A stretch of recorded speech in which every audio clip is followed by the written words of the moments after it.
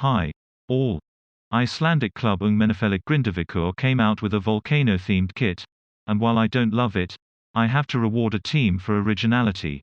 In case you missed it, Jim Beglin was the commentator for an English-language broadcast of Manchester City's 2-0 win over Paris Saint-Germain yesterday.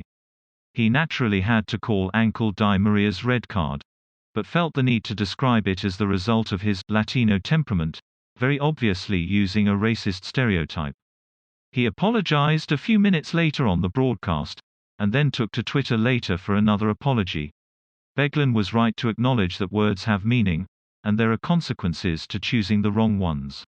The optimistic view from me is that I hope he learns, and I hope at some point he shares his learning. I find that there's a certain responsibility he carries as a relatively well-known and influential person, and it cannot hurt to share what he learned once he's ready to do so. That said, I was beyond disappointed to hear him say it. In the last year, people in all industries have seemingly had necessary and meaningful discussions of race and discrimination. Over the course of that time, people in the football world have discussed the role commentary can play in perpetuating stereotypes.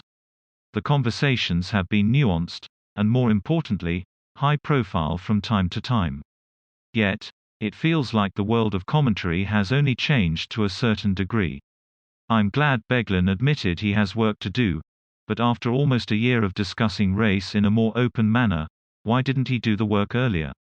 Why did he not realize some education was necessary before he made such a blatant blunder in front of a massive audience? Beglin is hardly the only person in the business still guilty of stereotyping players, and it makes me feel like the industry as a whole is behind the curve. I imagine there are some that have either reflected on their work and updated, or those who have shared their long-standing practices and knowledge.